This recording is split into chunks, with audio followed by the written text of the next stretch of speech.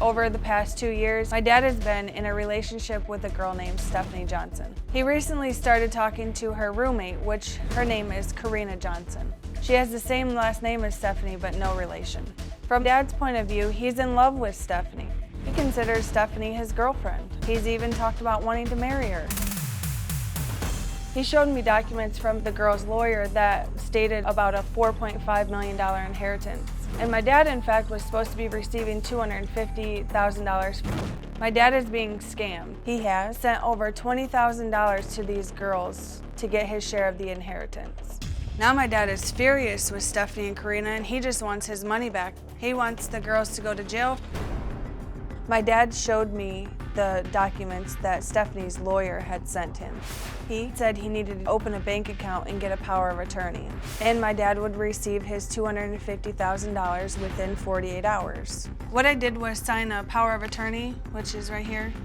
The reason I signed it was because I thought maybe he could get his money. But then the girls claimed they needed a power of attorney from Europe and an additional $2,000. One of the big red flags is not ever seeing this person, just having communication by text. I don't feel like I'm being scammed because I actually love her, but it's not working out the way I want it to. My dad is brainwashed. He believes Stephanie is 100% real. I just asked myself, how in the world did my dad get into this mess, and how I can help him get help. Well, Brittany, he's been involved like this for 3 years. Yes, a little over, it's over 2 years, not fully 3 years. Okay. Was your dad married? Yes, he was married and he lost his wife. After 25 years? Yes. Okay, that's a big void, right? Yeah, very.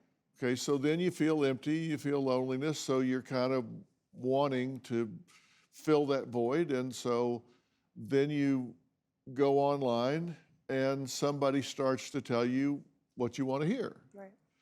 And that's music to your ears. And if they're particularly attractive, and that's good, strokes your ego, right? Yeah. And then they also happen to be insanely wealthy. So here's somebody rich and beautiful, and they're telling you how much they love you, and you really want to hear that. Right. But he's upset. He says he's being lied to, he's being robbed. Yes. What's he say about that? This is her, right? That's her, yes. This is Stephanie. Stephanie, yes. Okay, and he says that this Stephanie is stealing money and he's angry about it and wants her to go to jail? Correct. Wants her arrested. Wants her arrested. He didn't say he wants her to go to jail, he wants her arrested. Right. He just wants her arrested. He feels like she's done him wrong. Okay, but what's the distinction about he wants her arrested but not go to jail? He just wants to scare her? I think that's probably what he would like to do, is scare her. But is he saying that he thinks that she's stealing from him, but he's still in love with her? Yes, that's correct. And I tried to, tell him, like, she's not really stealing from you. You're giving her money, willingly. She's not coming in your bank account and taking it from you. You're willingly giving it to her because you believe the lies that she's telling you. Okay, and I need to say from the very top, since we're showing this picture, that woman in that picture isn't doing anything wrong, because I believe that someone has stolen her identity. And so when you look at that picture, I don't want people associating criminal activity with that picture, because I don't think the woman in that picture, I think she is a victim just like your father is. Right. I met Stephanie on an online dating site. She actually approached me. This is my girlfriend, Stephanie. I fall in love with Stephanie more and more when I see photos of her. This is Stephanie and Carina. That's her roommate. I am in love with Stephanie. My nickname for Stephanie is Baby Boo. I have never seen Stephanie or Carina on FaceTime or anything. She says her phone's messed up and she has bad internet connections where she lives. I'll spend hours out of the day texting back and forth with Stephanie. Stephanie and I have talked about meeting up and we're gonna spend the rest of our lives together. She said, I guess you must be busy at work. And I said, I am busy, "Baby boo, I love you." Her parents have both passed away.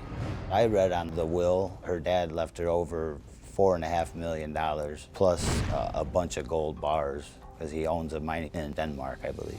She wants to give me $250,000 of her inheritance money.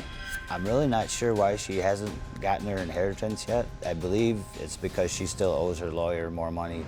I've sent Stephanie $25,000. When I send money to Stephanie, it's pretty easy. I have an app on my phone. It just comes right out of my bank account. 3 months ago, I sent her money to come to me, but something happened to her phone, so she missed her layover. Her roommate, Carina, sent me a photo of her boarding a plane. Carina took the photo because she works at the airport. I asked her to take it before she got on the plane. She told me her flight landed in O'Hare. Then she said she missed her flight. She ended up in Tampa, Florida. There wasn't a flight for her to come to Michigan to see me, so she just flew back to Kansas. About 2 months ago, she said she was gonna come visit me. What happened was Carina's boyfriend, Hans, went over to their house. He slapped Carina and pushed Stephanie down, and he took the ticket from her. Stephanie and Carina both said that he went to jail. Last month, she promised that she would come to me. I went to the airport and waited, and she never got off the plane. At this point, I'm pretty upset about what's happened to me. What I want is the money back. I feel like they need to go to jail. My daughter, Brittany, she believes I'm being scammed, but they just make it sound so good. I just want to know the truth, if she really wants to be with me and loves me. You've sent her money to get a ticket to come see you. Yes, multiple times. And in fact, her roommate took a picture of her getting on the plane, one of those tickets you sent her. Yes. And sent it to you, and this is her boarding from that, right? Supposedly, yes. Yeah. But she never did. And where was she flying from? I believe Kansas City. Have you ever been to Kansas City International? No. Yeah. I've been many, many times, and you board planes at Kansas City International over jetways. You don't go upstairs to get on. And this is a private jet. This isn't a commercial airliner. I mean, can you see that? I see that now, yes. So you don't buy tickets onto private jets. You own them or charter them or whatever. So why would she need a ticket to get on a private jet? Here's what we know about Stephanie according to Charlie. She was born in 1987, which means she's 34. Her parents are deceased, and there's a will involved, which is going to be important here in a little bit. Family status is wealthy. It's a wealthy family, right? Yes. She has a grandmother, right? Yes. Have you met her grandmother? I have not met her in person. I've talked to her through texting. You've texted with her grandmother? Yes. Okay. But she says it doesn't work to make calls. She can only text with it. Really? She can only text. Does your phone work? Yes. Could you call me if I needed you to? Yes, I could. Could you call me? Yes, I could. 3 years, you never thought that someone that looks this sophisticated couldn't muster up a phone that worked? Yeah, that was a big red flag. It should have been. Should have been, but it wasn't. Right. Now, you say you've sent her at least $25,000. It's real close to 25,000, yes. Yeah. Okay. And you want it back? I would like it back if possible, but I'm not sure what. Okay. But you still want to be with her? I do. You want your money back, but you want to be with her? Yes. And I want her to be honest with me more than she has been. Yeah. If she's not real, I mean, obviously that's a real woman there. I mean, that's not a computer-generated picture, I don't imagine. I suspect that's a real person. But if it's not really her, if that's somebody else, they've stolen her picture or something and you're being scammed, would you want to know it? Yes, very much, I would. Dr. Phil, we wanted to confirm the information given to Charlie by Stephanie about her father. So I'm here in rural North Carolina to investigate. See, the problem is that address that she gave, it doesn't exist. So we found a similar address and we're gonna do our due diligence and go there now, knock on the door and see who lives there. Hi, I'm Matt Hightower with Dr. Phil. Yes. We're looking for a Richard Johnson. Does Richard Johnson live here? No, Richard Johnson has ever lived here. Really? This is our home house. I've been here for over 50 years. All family property, 100 acres around here. No, Richard Johnson has ever lived here. Hi, how you doing, sir? Have you ever heard of a man named Richard Johnson living around here? No, we've been here since the 1860s, and I've never heard of a Richard Johnson that lives in this area. Have you ever seen this person, Stephanie Johnson? No, does it look familiar? No. The name Richard Johnson ring a bell? That doesn't either. I've No? lived here my whole life and never seen or heard of either of those names. Hey, have you ever seen this person before? Her name is Stephanie Johnson. I don't think so. Yeah. I think I would have noticed around here. You ever seen her before? Never. No. Have you lived here for a while? All my life. Recognize the name Richard Johnson? Not me, no. After canvassing the area and talking to people who lived here for decades, it is very clear that Stephanie Johnson's family didn't live here. No one recognized the photograph or her name, and no one's heard of Richard Johnson. Okay, so the address doesn't exist. So we got as close to the address as we could. Woman said, I've been living here 50 years. The other guy said, I've been here since, we've had this property since the 1800s. And there's never been anybody here by that name. This family doesn't live here. We canvassed the town. They said, there's nobody here by these names. It's all made up. It's a phony address. Do you believe that? Yes, and I believe everything else is probably phony too. Dr. Phil, I'm in central Copenhagen, Denmark. Charlie says that Stephanie has a considerable amount of money in a bank called Safety Pledged Vault with an address here in Denmark. I'm going to go investigate. Here where I'm standing is the address for the bank. This is a wire transfer request where they ask for a power of attorney to be able to transfer $250,000 to Charlie's account. But there is no bank here. Can I ask you, has there in your time been a bank across the road? No, I work in the building right across the street for 1.5 years, and I've never seen that there should be a bank there, and it's been for rent all the time. I've been going by it every day. I've been inside this shop for about 20 times. For a bank and a vault? No way, I can guarantee that. Do you see a bike shop or a bank there? I see a bike shop.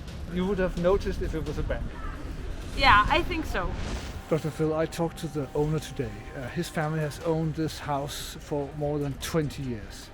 And he verifies that there's no bank and there's never been a bank. He also confirms to me that there's no vault in the basement. It's just a normal basement.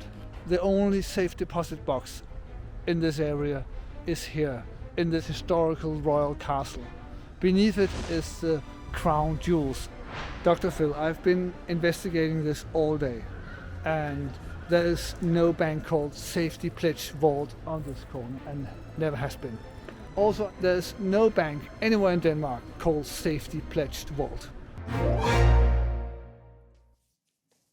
Okay, sent someone all the way to Copenhagen, doesn't exist. Bank doesn't exist. And if the bank doesn't exist, then there couldn't be $4.5 million in a bank that doesn't exist, which follows that there must not be $4.5 million because it can't be in a bank that doesn't exist. So you got fantasy money in a fantasy bank, right? Yes. Here's an email between Charlie and Mr. Felix concerning these gold bars. Mr. Felix, hello, Mr. Charlie. We are ordered to send some bars of gold to you, address, and it already been sent to your money is not fully paid, so we need to hold them on after the full payment. You will get them on Thursday or Friday, but if you refuse, then I will order it back to our mining sector. Thanks. My name is Mr. Felix, hoping to hear from you soon. Well, unfortunately, we're out of time for today, but tune in tomorrow to find out who answers the door where Stephanie and Carina claim they live. And the real women in the photos, well, they're here. So what happens when Charlie meets them face to face? Well, you're going to have to wait and see.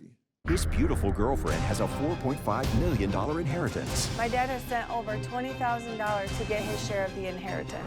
She has a phone, but she says it doesn't work and only text. She can charter a private jet, but she can't make a phone call. New Dr. Phil. Check your local listings.